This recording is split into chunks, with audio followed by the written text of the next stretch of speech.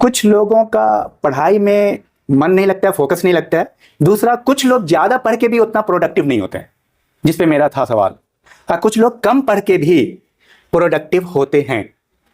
तो इन्होंने कहा कि वो बस बैल की तरह पढ़ते रहते हैं। इनके कहने का मतलब वही था।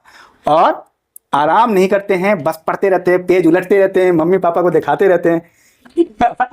आप बताइए, आपका क्या कहना है? वो लोग जो कम समय में पढ़ के बहुत प्रोडक्टिव होते हैं, उसके पीछे क्या रीजन है? आप में से कितने लोगों को लगता है कि कॉन्फिडेंस बाय बर्थ होता है, जन्मजात होता है, जन्म से ही होता है? नहीं होता है। Very good.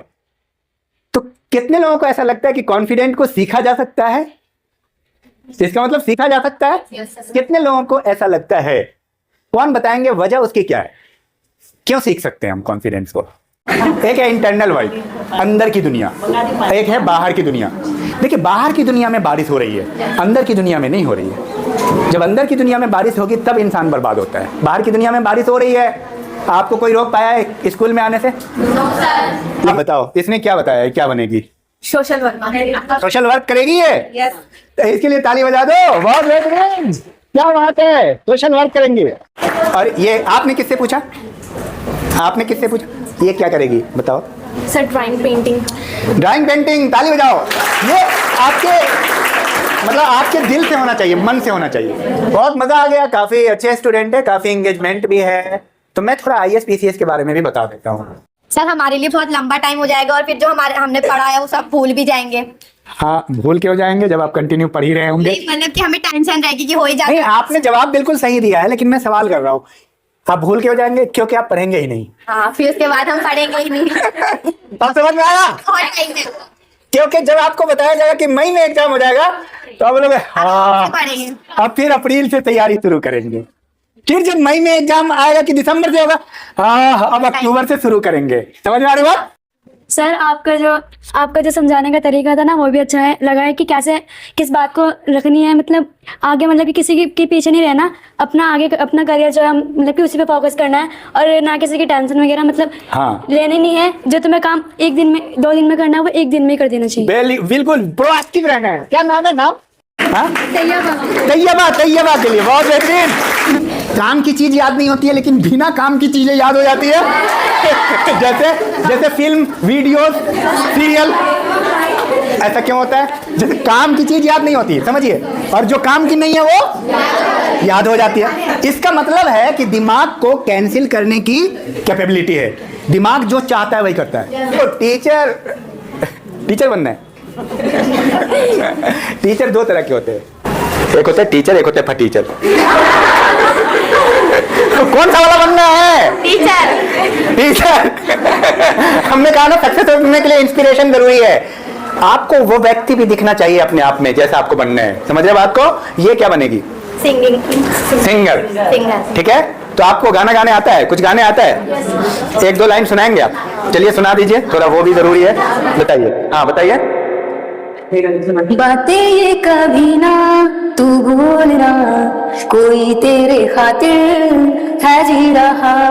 जाए तो कहीं भी ये सोचना, कोई तेरे खातिर है जी रहा। तू जहाँ जाए महफूज हो, तू जहाँ जाए महफूज हो। दिल मेरा मांगे बस ये दुआ, बातें ये कभी ना तू। ताली बजा दीजिए। स्टूडेंट्स, जैसा कि आपको मालूम है कि आज हमारे स्कूल में कैरियर एंड जॉब की कार्यशाला है, जिसमें हमने इसको संवाददाता के रूप में बुलाया है डॉक्टर अफरोज इकबाल जी को, जो कि उत्तराखंड में कैरियर और काउंसलिंग और गाइडेंस के लिए उनकी वर्कशॉप्स चलती है। फिलहाल ये कार्यरत है शहीद दुर्गामल डिग्री कॉलेज डोईवाला में सोशियोलॉजी के लेक्चरर के रूप में, और इनके कई कोचिंग भी देते हैं। IAS PCS नेट, सर अगर मैं सही बोल रही हूँ, TET आर्मी, इससे रिलेटेड आप जैसे बच्चों को कोचिंग भी देते हैं। और इनकी काफी मोटिवेशनल स्पीचेस और कैरियर काउंसलिंग के लिए ये उत्तराखंड में जाने जाते हैं। अब इसके बारे में मैं ज्यादा ना बोलते हुए आप ही को करूंगी कि आप अपना सही से इंट्रोडक्शन और बच्चों को कैरियर काउंसलिंग के बारे में अपना ज्ञान दे। ठीक है।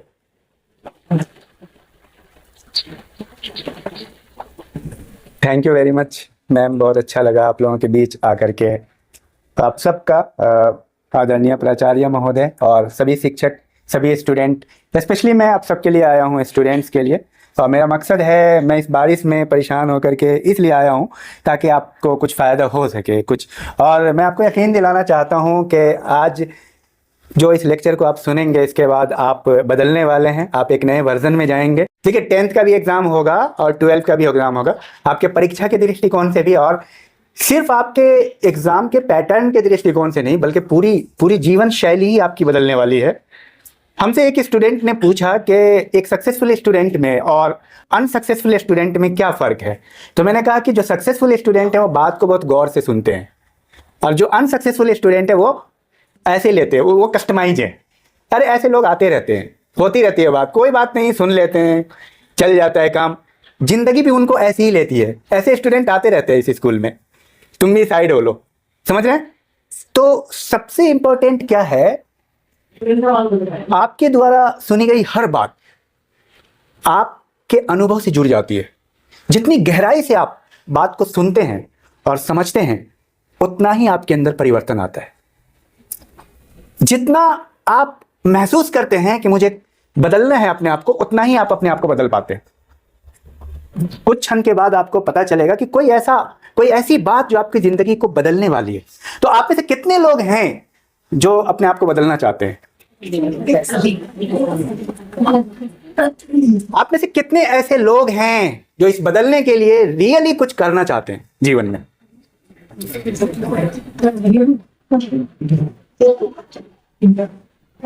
मैं आपसे ये पूछना चाहता हूं कि कितने लोग ऐसे हैं जिनका फोकस पढ़ाई में नहीं लगता है?